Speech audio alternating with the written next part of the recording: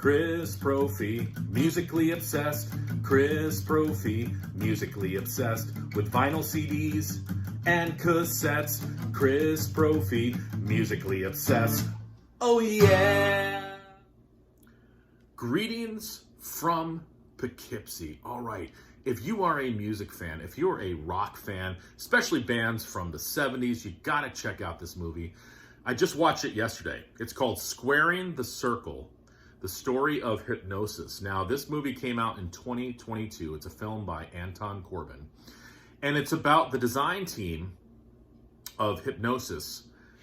Basically, two members. They had other people helping them out as well. But the two main people in this group of designers were Storm Thorgerson and Aubrey Powell. And I guess Aubrey Powell went by the nickname of Poe.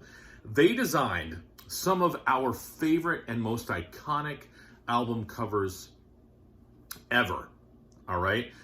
This documentary had interviews with members of Pink Floyd, Zeppelin, Paul McCartney, Peter Gabriel, 10cc, Noel Gallagher. I watched it on Netflix. I'm sure it's on other streaming services as well. Like I said, it came out in 2022. And I just sat down yesterday. The movie flew by for me because it was just everything that I wanted to listen to. It was the history behind these album covers, how they designed them, because this was before Photoshop. They had to actually take the photos, go to these locations, put them together, and be creative. And I thought that that was what was really cool, is that they said again that this is why vinyl is so important. And I think kids nowadays don't get it. Some kids do, but it was all about the album cover, especially in the 70s into the 80s. You wanted your album cover to stand out. All right. You wanted your album cover to be a piece of artwork to go along with the music that was also art. So the two of them combined created this piece of art that, as you were listening to the music, you were also studying and looking at the cover. And it was sort of a give and take between those two things.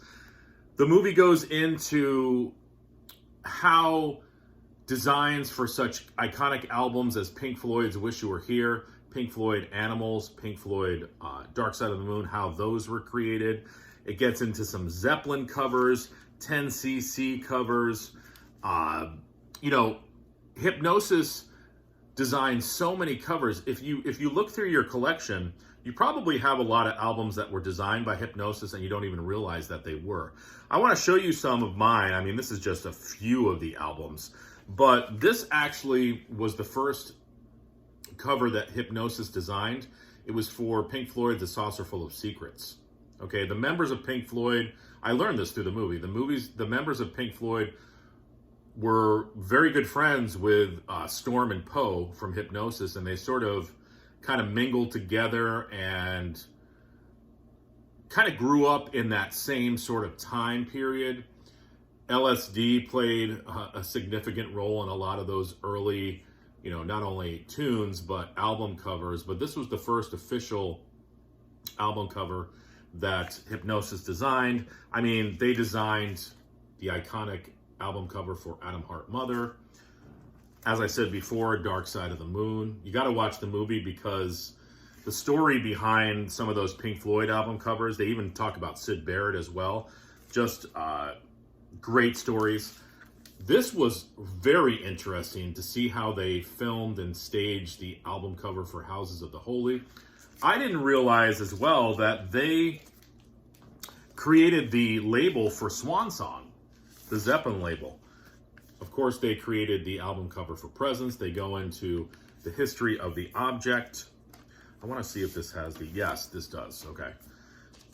And if you are a Zeppelin fan, you know this, but they created that logo.